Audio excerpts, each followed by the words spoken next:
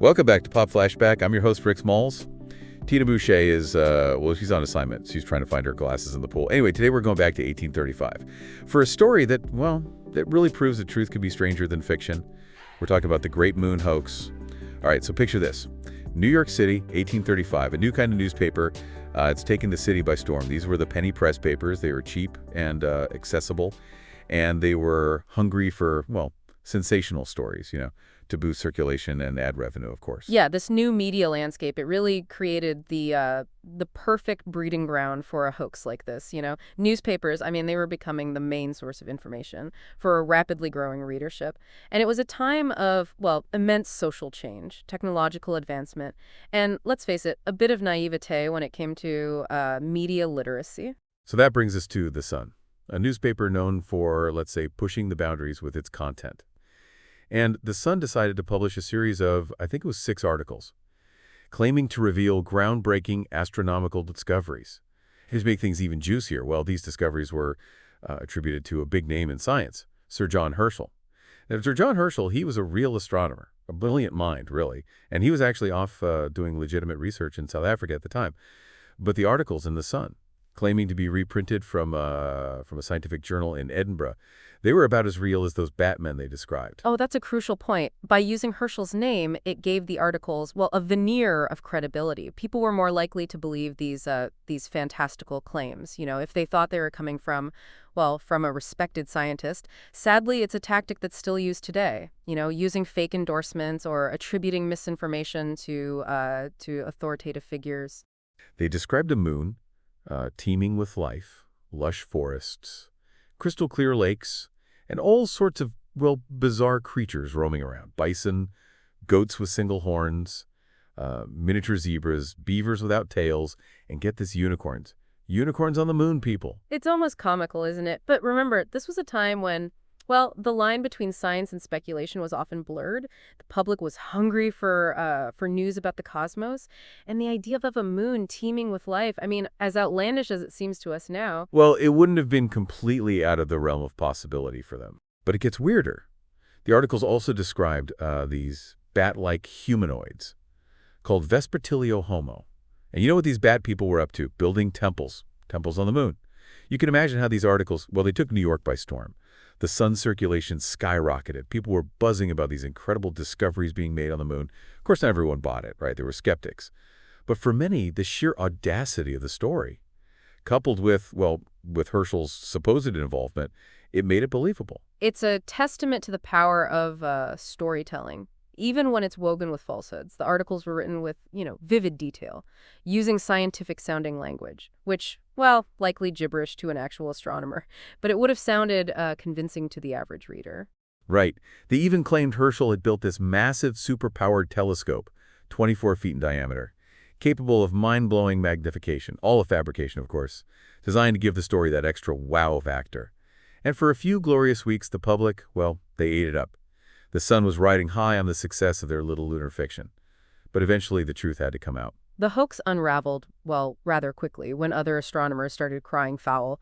The claims were simply too outlandish, too far removed from any scientific basis. And once people started digging deeper, the whole house of cards came tumbling down. The Sun eventually admitted, very quietly and without a formal retraction, that the whole thing was a fabrication. But here's the kicker. Even after the hoax was exposed, the Sun's circulation stayed high. It seems people loved a good story, even if it turned out to be too good to be true. That's a sobering thought, isn't it? It speaks to our enduring fascination with the extraordinary, the unexplained, the things that, challenge our understanding of the world, even if we know it's a fabrication. That spark of wonder, that what if, it can be incredibly captivating. Absolutely. Now, we know the Sun published the articles, but who was the mastermind behind this grand lunar deception? Most scholars agree that it was Richard Adams Locke, a reporter for The Sun. He never publicly confessed to being the author, but, the evidence is pretty strong. So what was Locke's motive? Was he just trying to sell newspapers? Or was there something more to it? It was probably a bit of both, really. A story like this, it was guaranteed to boost sales. And Locke was he was a savvy journalist. He understood the power of a good yarn. But some historians believe he had a deeper motive, right? Like he was trying to make a point. Right. Some argue that Locke was using satire to critique some of the more outlandish scientific theories of the time. Remember, this was a time of, well, a lot of scientific exploration, but it was also a time when some scientists were making some pretty wild claims without much evidence. So Locke's moon hoax could have been a way of, of kind of lampooning that, that credulity, highlighting the importance of scientific rigor and skepticism. Yeah, that's one interpretation. And if that was his goal, well, it certainly sparked a conversation. The hoax was widely discussed, in intellectual circles, with some praising Locke's wit, and others, well, they condemned his deception. It's fascinating to think about how people reacted to the hoax back then. It really makes you wonder, would we fall for something like that today? I mean, we have the internet now, right, and instant fact-checking and all that, but are we really any less susceptible to misinformation and fake news?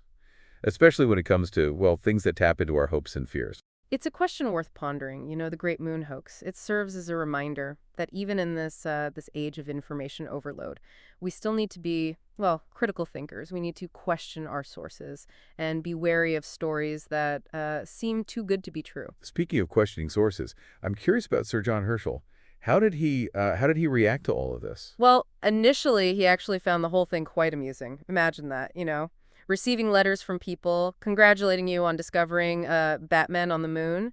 He had a good sense of humor about it. I can only imagine. But I bet the novelty wore off pretty quickly. Oh, indeed. As the hoax gained traction and he was bombarded with inquiries about, lunar unicorns and bat people architecture, his amusement turned to, annoyance. He even complained about having to constantly debunk this elaborate fiction that he had absolutely nothing to do with. The poor guy. It's like being the victim of identity theft, only it's your scientific reputation that's being hijacked. Precisely. And it highlights another important aspect of this story, the ethics of journalism and the responsibility that comes with wielding the power of the press. Even though the Sun never issued a formal retraction, the hoax did eventually come to light. But what lasting impact did it have? Did it change the way people thought about science or the news? The Great Moon Hoax became a cautionary tale, a reminder of the importance of critical thinking and the need to be wary of, sensationalized stories. It also sparked debates about the role of satire in journalism, the boundaries between entertainment and information, and the ethical implications of fabricating news, even for seemingly harmless purposes. It's interesting to consider how those themes still resonate today. I mean, think about it. The rise of fake news, clickbait headlines, and the echo chambers of social media. In many ways, we're still grappling with the same issues, really, that were brought to light by the Great Moon Hoax, only on a much larger and more complex scale. Absolutely. The Great Moon Hoax wasn't just a funny anecdote from the past. It holds up a mirror, I think, to our own relationship with information and reminds us that the line between fact and fiction, well, it can be surprisingly thin. And that's a lesson worth remembering, no matter what century you're living in. Hangry. Totally. And we're looking at their online shop today, and it's pretty wild. Got like everything you could think of, from t-shirts and sweatshirts to candles and stickers, and they've got all this stuff with this really fun food themed kind of spin on it. Yeah. It's interesting how they've taken what's a pretty negative emotion and spun it to be something good. Yeah, like something relatable and fun. Welcome back to Pop Flashback. We're still talking about the Great Moon Hoax of 1835. It really captured the public's imagination. Before we went away, we were talking about how this seemingly outlandish event, it actually has a lot to say about how we consume information today. It's amazing how the hoax really tapped into that human desire, for wonder and the unknown. It played on our fascination with, the possibility of life beyond Earth, a theme that continues to captivate us today. Right. Even though we know it was all made up, those images of bat people, building temples, and unicorns frolicking on the moon, it still sparks a sense of awe, doesn't it? Absolutely. It speaks to the enduring power of, storytelling. Whether it's true or not, a well-crafted narrative can really capture our imaginations. It can transport us to other worlds. But here's where it gets really interesting. The Great Moon Hoax, it wasn't just about entertaining people. with these fantastical tales, it also exposed the vulnerability of a public that was becoming increasingly reliant on newspapers for information. Yeah, that's an important point. The penny press, you see, it had democratized access to news, but it also created, well, a breeding ground for sensationalism, and in this case, outright deception. It raised questions about, the responsibility of journalists to report truthfully, and the public's need to be discerning consumers of information. And those questions are even more relevant today, wouldn't you say? I mean, with the rise of social media, we're just bombarded with information from all directions. It's harder than ever to separate fact from fiction. Exactly. The Great Moon Hoax is like a cautionary tale. It reminds us to, well, to approach information with a critical eye, verify our sources, and be wary of stories that seem too good to be true. It also reminds us to be aware of our own biases, right?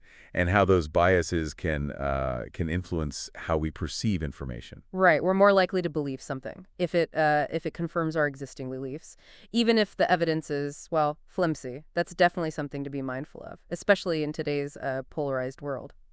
So what can we learn from the Great Moon Hoax, besides the fact that bat people probably don't exist? Well, for one, it underscores the importance of media literacy. We need to be able to, evaluate sources, identify bias, and distinguish between credible information and misinformation. We also need to be aware of our own susceptibility to sensationalism and emotional appeals.